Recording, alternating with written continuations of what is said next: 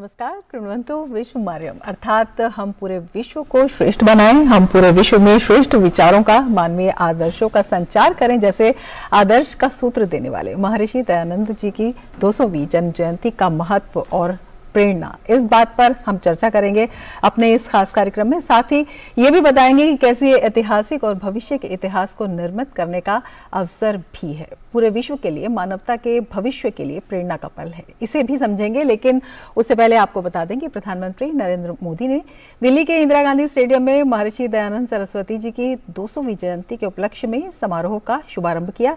पहले देख लेते हैं ये खास रिपोर्ट।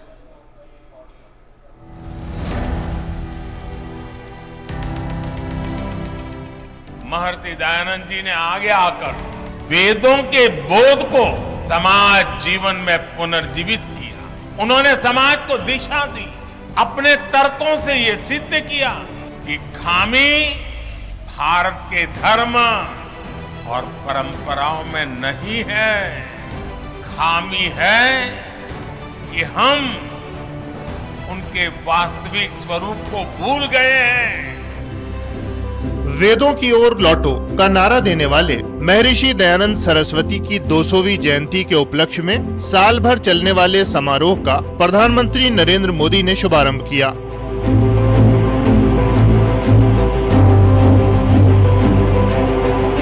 दिल्ली में आयोजित इस कार्यक्रम में शिरकत करने पहुंचे पीएम मोदी ने गुजरात के राज्यपाल आचार्य देवव्रत के साथ यज्ञ में आहुति अर्पण किया।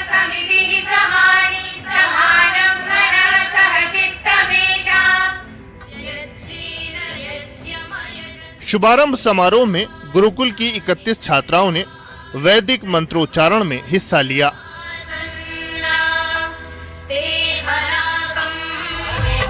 इस अवसर पर पीएम ने आर्य समाज द्वारा आयोजित विभिन्न प्रस्तुतियों का भी अवलोकन किया।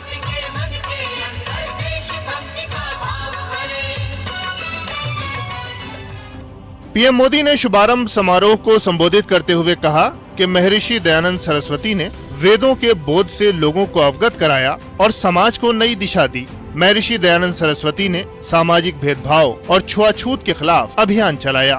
महर्षि जी ने सामाजिक भेदभाव, ऊंच नीच, छुआछूत ऐसी समाज में घर कर गई अनेक विकृतियां, अनेक बुराइयों के खिलाफ एक सशक्त अभियान चलाया। जिन बुराइयों का ठिकरा धर्म के ऊपर फोड़ा जाता था, स्वामी जी ने उन्हें धर्म के ही प्रकाश से दूर किया। पीएम मोदी ने कहा कि महर्षि जी महिलाओं के सशक्तिकरण के प्रबल समर्थक थे। उन्होंने कहा कि ये बात महर्षि दयानंद सरस्वती ने तब उठाई जब पश्चिमी देशों में भी महिलाओं के लिए समान अधिकार दूर की बात थे। महर्षि जी ने महिलाओं के खिलाफ भेदभाव का खंडन किया, महिला शिक्षा का अभियान शुरू किया और ये बातें 150 पौने 200 साल पहले की है। आज भी कई समाज ऐसे हैं जहां बेटियों को शिक्षा और सम्मान से वंचित रहने के लिए मजबूर करते हैं। स्वामी दयानंद जी ने ये बिगुल तब फूंका था जब पश्चिमी देशों में भी महिलाओं के लिए समान अधिकार दूर की बात थी। पीएम मोदी ने कहा कि आज देश अपनी विरासत पर गर्व कर रहा है। देश पूरे आत्मविश्वास के साथ कह रहा है कि हम देश में आधुनिकता लाने के साथ ही अपनी परंपराओं को भी समृद्ध करेंगे। पीएम मोदी ने कहा कि आज हम देश में बिना भेदभाव नीतियों और प्रयासों को आगे बढ़ते देख रहे हैं। हर गरीब के लिए मकान,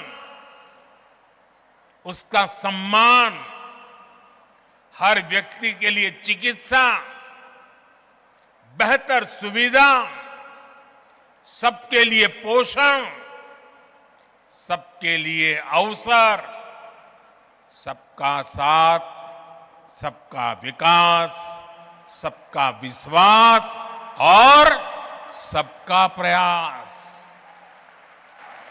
ये मंत्र देश के लिए एक संकल्प बन गया है। महर्षि दयानंद सरस्वती का जन्म गुजरात में हुआ था। उन्होंने सामाजिक असमानताओं का मुकाबला करने के लिए 1875 में आर्य समाज की स्थापना की थी। आर्य समाज ने सामाजिक सुधार और शिक्षा पर जोर देकर देश की सांस्कृतिक और सामाजिक जागृति में महत्वपूर्ण भूमिका निभाई है। जब समाज में धर्म को लेकर विभिन्न मतों में लोग विभाजित थे, उस समय महर्षि दयानंद सरस्वती ने कहा कि वेदों में ही जीवन की सत्यता है। शैलेंद्र मिश्र के साथ ब्यूरो रिपोर्ट, डीडी न्यूज। महान समाज सुधारक एवं आध्यात्मिक महर्षि दयानंद सरस्वती जी का जन्म 12 फरवरी 1824 को हुआ था। उन्होंने उस समय प्रचलित सामाजिक असमानताओं का मुकाबला करने के लिए 1875 में आर्य समाज की स्थापना की थी। आर्य समाज ने सामाजिक सुधारों और शिक्षा पर जोर देकर देश की सांस्कृतिक और सामाजिक जागृति में महत्वपूर्ण भूमिका निभाई है। जब समाज में धर्म को लेकर विभिन्न मतों में लोग विभाजित थे, उस समय स्वामी दयानंद सरस्वती ने लोगों को संदेश दिया था कि वेदों की ओर लौटो, अर्थात उनका मानना था कि वेदों में ही जीवन की सत्यता है। किस तरह से ये विचार आज भी प्रासंगिक हैं, इसी पर हम चर्चा करेंगे। हमारे साथ दो खास मेहमान जुड़े हुए हैं। हमारे साथ प्रफुल्ल केतकर जी जुड़े हुए हैं, एडिटर, ऑर्गेनाइजर, और हमारे साथ हमारे दूसरे खास मेहमान जुड़े हुए हैं विनय आर्य जी, जनरल सेक्रेटरी दिल्ली आर्य प्रतिनिधि सभा और national spokes person Arya Samaj. अपने दोनों ही मेहमानों का हम स्वागत करना चाहेंगे। सबसे पहले आर्य जी आपके पास आना चाहेंगे और आपसे जानना चाहेंगे, स्वामी जी का जो योगदान है वो शब्दों का मोहताज नहीं है, शब्दों में उसे बयान नहीं किया जा सकता। आज उस योगदान को लेकर उनकी 200वीं जयंती पर जिस तरह से इस समारोह की शुरुआत हुई है, किस तरह से जो अलग स्वामी जी ने जगाई थी उसे आगे बढ़ाने की दिशा में ये अगला कदम है। मैं समझता हूं कि जो महर्षि दयानंद सरस्वती जी के योगदान के बारे में माननीय प्रधानमंत्री महोदय जी ने आज अपने भाषण में जिन मुद्दों को उठाया, जिन बातों को रखा, विशेषकर राष्ट्रीय स्वाभिमान को जगाने का काम उस समय जो उन्होंने किया, आज से 150 वर्ष पहले अगर हम कहें तो, जिसकी अलग की कोई बीजारोपण भी उस समय नहीं था। तो उस समय जिन समस्याओं को महर्षि दयानंद ने बारीकी से महसूस किया था कि किन कारणों से ये देश गुलाम है, किन कारणों से अशिक्षा है, किन कारणों से हम किसी और के गुलाम होते चले गए, उन कारणों पर ध्यान देना जरूरी है। और उन्होंने उस समय हर उस कारण पे ध्यान दिया था, चाहे वो भाषा का कारण हो। हमारी भाषा अपनी नहीं थी, हमारे व्यापार अपने नहीं थे, हमारी शिक्षा पद्धति अपनी नहीं थी, हमारे शिक्षणालय अपने नहीं रह गए थे। उन्होंने इन्हीं सब चीजों को देख करके तत्कालीन परिस्थितियों में एक एक चीज को आगे बढ़ाने के जो आदेश दिए, मैं समझता हूँ निर्देश दिए, उन्हीं चीजों को उनके शिष्यों ने बढ़ाया। चाहे डीएवी कॉलेजों का आरंभ होना हो, चाहे गुरुकुल कांगड़ी जैसी संस्थाओं का आगे बढ़ना हो, और उनमें से निकलने वाले महापुरुषों ने जो देश के अलग अलग क्षेत्रों में योगदान दिए। चाहे आजादी की लड़ाई के बारे में हम बात करें कि लंबी इसमें एक फेहरिस्त है जो आदरणीय प्रधानमंत्री महोदय ने आज के भाषण में अपनी बात को रखा कि लाखों उनके अनुयायी इस मार्ग पर चल पड़े उनके आह्वान के पश्चात में। तो उस समय की जो उन समस्याओं को देख करके स्वामी दयानंद ने अपना आह्वान दिया था। आज 200वीं जयंती पर हम समझते हैं आगे आने वाले समय में जिन समस्याओं को समाज आज महसूस करता है, जिनके कारण से देश के आगे बढ़ने में कहीं ना कहीं बाधा दिखती है, उन सभी बातों का आह्वान माननीय प्रधानमंत्री महोदय जी ने किया है कि आर्य समाज अब इन कार्यों को आगे करे, अब इन कार्यों को आगे लेकर के चले। खासकर विरासत पर उनका जोर रहा। उनका कहना यह था कि जो देश की विरासत पर आज के युवा को गर्व होना चाहिए, वो गर्व तब होगा जब विरासत का सही अर्थ उनके सामने रखा जाएगा। हमारी विरासत वास्तविकता में है क्या, वो रखने का ये सही समय है, क्योंकि महर्षि दयानंद सरस्वती जी ने उस समय उस विरासत को रखा था जब उसका कोई परिपेक्ष भी नहीं था आमने सामने। आज तो हमारे सामने एक आसमान खुला है। आने वाली पीढ़ी को हमने उस विरासत से जोड़ करके आजादी के इस अमृत काल में नई सोच, नया चिंतन पैदा करना है। तो मैं समझता हूँ आर्य समाज की पूरी संस्था, आर्य समाज के पूरे लोग महर्षि दयानंद के चिंतन को, केवल आर्य समाज के नहीं, मैं समझता हूँ महर्षि दयानंद सरस्वती इस देश के महापुरुष थे, मानव जाति को आगे राह दिखाने वाले महापुरुष थे। इसलिए मुझे लगता है कि इस देश का प्रत्येक नागरिक, प्रत्येक व्यक्ति महर्षि दयानंद की उस अग्रगामी सोच को, जो आगे ले जाने वाली सोच है, उसको लेकर के हम 200वीं जयंती पर उन्हीं बातों को लेकर के जन जन तक जाएं जो देश को कहीं ना कहीं बाधक हैं आगे बढ़ने में, जिनका आह्वान आज माननीय प्रधानमंत्री जी ने किया, खासकर वंचितों के लिए काम करने के लिए। जी बिल्कुल, बेहद महत्वपूर्ण बात आपने कही है। और प्रधानमंत्री ने ये भी कहा कि महर्षि दयानंद सरस्वती हमारे बीच थे नहीं, हमारे बीच मौजूद हैं अपने विचारों के रूप में, अपनी शिक्षाओं के रूप में, अपनी प्रेरणा के रूप में। प्रफुल्ल जी, आपके पास आना चाहेंगे और आपसे जानना चाहेंगे, जब परंपरा की बात होती है, हमारे इतिहास की बात होती है, संस्कृति की बात होती है, तो उसे बहुत विकृत करने का प्रयास किया गया। प्रधानमंत्री ने कहा उस समय जब महर्षि दयानंद थे, उन्होंने आकर संजीवनी का एक काम किया एक तरह से। तो आज हम जो अपनी विरासत पर गर्व की बात कहते हैं, विरासत को आधार बनाकर विकास की बात कहते हैं, उसमें जो स्वामी जी का योगदान है और उसे आगे बढ़ाने के लिए वर्तमान सरकार जो काम कर रही है, उसे एक कितना बड़ा प्रयास आप देखते हैं, कितना बड़ा कदम? देखिए रमा जी, महर्षि दयानंद जी का आप कालखंड देखेंगे तो उस कालखंड में क्या स्थिति थी। एक तरह से इस्लाम का आक्रमण पूरी तरह से रुका नहीं था, यूरोपियन कॉलोनाइजेशन शुरू हो गया था। इसी कालखंड में हम एक कह सकते हैं कि भारतीय स्वतंत्रता आंदोलन की नींव भी रखी गई थी, जिसका एक राष्ट्रीय व्यापक स्वरूप हमने देखा। इससे पहले भी स्वतंत्रता के आंदोलन हो रहे थे, लेकिन वो अलग अलग भागों में अलग अलग समय पर हो रहे थे, लेकिन एक साथ एक आंदोलन का स्वरूप 1857 के बाद हमने देखा। तो उस स्थिति में जब हम स्वतंत्रता की बात कर रहे हैं, तो विनय जी ने महत्वपूर्ण बात की कि हमने स्वतंत्रता खोई क्यों। इस प्रश्न का उत्तर ढूंढते हुए जब एक युवा ये निर्णय लेता है कि मेरा जीवन का उद्देश्य ये केवल मेरे लिए जीना नहीं है, तो इस प्रश्न का उत्तर ढूंढना है, उसका परिमार्जन करना है कि हमने जिन कारणों से हमारे ऊपर ये बार बार आपत्ति आती रही और इस आपत्ति के कारण, आक्रमणों के कारण हमारा समाज सिकुड़ता गया, मूल धर्म से टूटते हुए कुरीतियों में बंध गया, ऐसी ऐसी चीजें हमने स्वीकार कर ली, अपने जीवन में ला ली, जो हमारे धर्म के विचार में थी ही नहीं। जैसे भारत ने कभी भी समुद्रबंदी का विचार नहीं किया था, भारत में कभी भी जो महिलाओं को ज्ञान से दूर रखने का विचार भारत के किसी भी धर्म ग्रंथ में नहीं था। लेकिन हम जैसे जैसे आक्रमण बढ़ते गए, इन विचारों के साथ हम अपने आप को जोड़ने लगे, तो ये जब तक ठीक नहीं होते तब तक हमारी जो मूल समस्याएं हैं उनका निराकरण नहीं होगा। और इसीलिए 7 अप्रैल 1875 को आर्य समाज की स्थापना मुंबई में होना, उसके पीछे की जो सोच थी, 2 बिंदुओं पर उस समय उन्होंने जोर दिया था।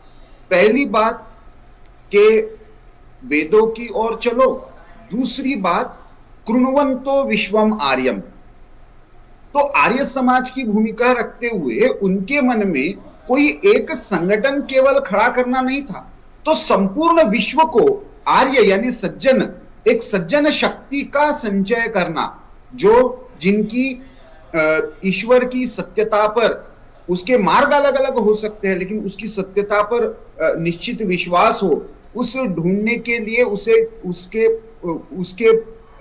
ग्रहण करने के लिए निश्चित आराधना हो, और उसके लिए एक जो साधना का मार्ग है वो केवल अपने लिए नहीं, तो प्रकृति का अध्ययन करते हुए सारे मानव जाति के लिए ज्ञान का अंधकार दूर करने के लिए हो।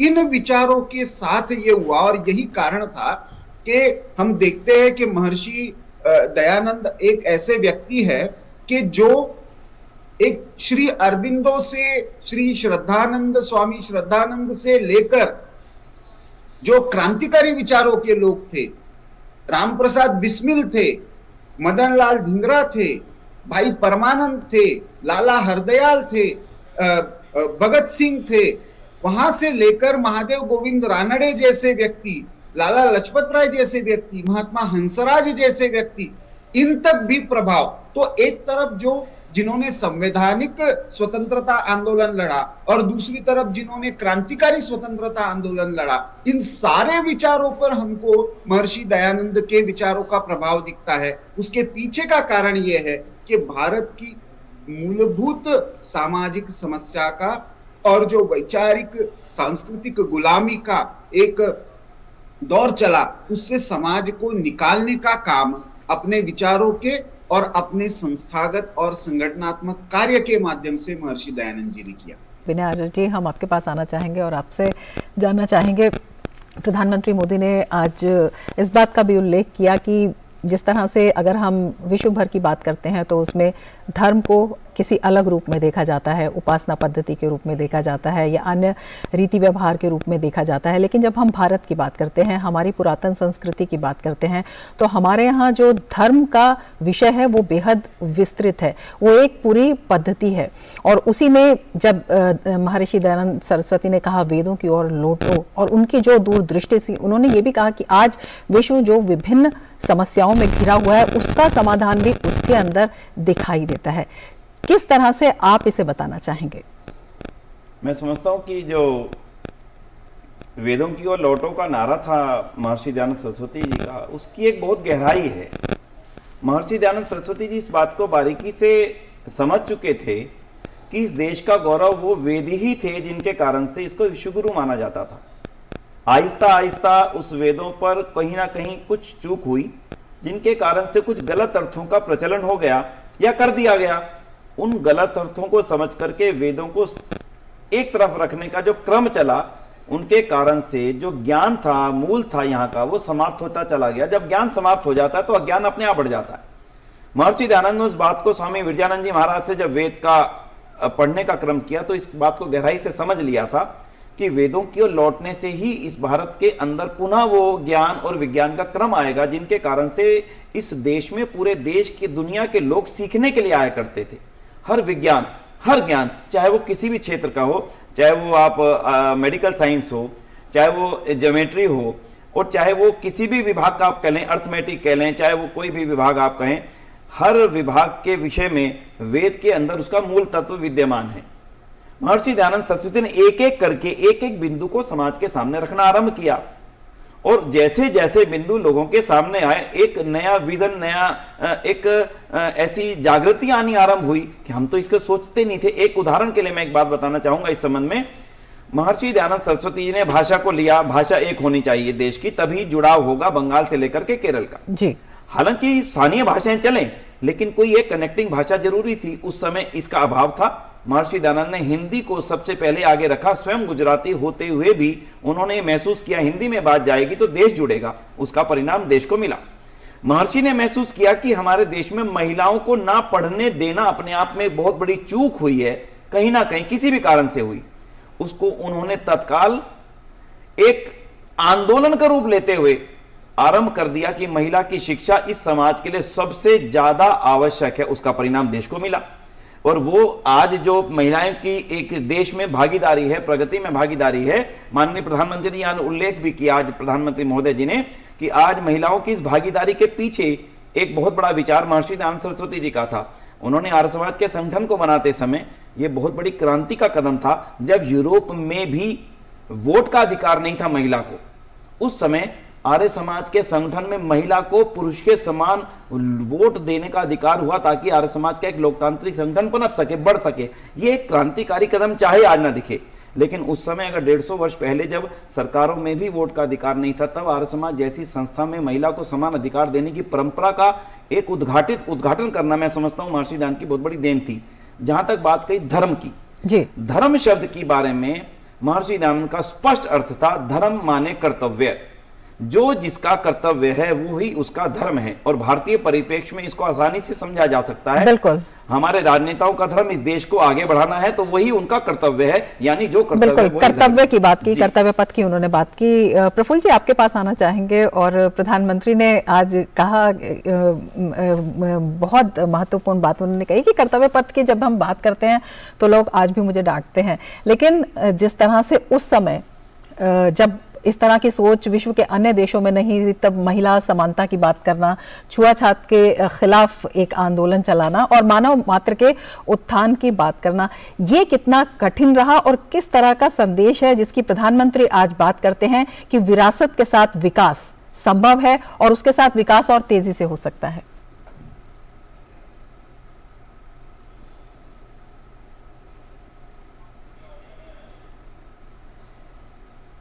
देखिए, मोटे तौर पर हम बात करें तो महर्षि दयानंद जी ने जो विषय सामने रखे थे, चाहे इतिहास के संदर्भ में हो, हम इतिहास में अपने आप को कैसे देखते हैं, आर्यन आक्रमण के सिद्धांत को उन्होंने पूरी तरह से नकारा, जाति व्यवस्था का पूरी तरह से खंडन किया कि हमारे स्क्रिप्चर्स में कहीं पे भी इसका आधार नहीं है, जोर जबरदस्ती से हो या किसी प्रलोभन से हो, लेकिन जो कन्वर्जन की प्रक्रिया चलती है उसका भी उन्होंने विरोध किया, गोरक्षा जैसे आंदोलन को समर्थन दिया।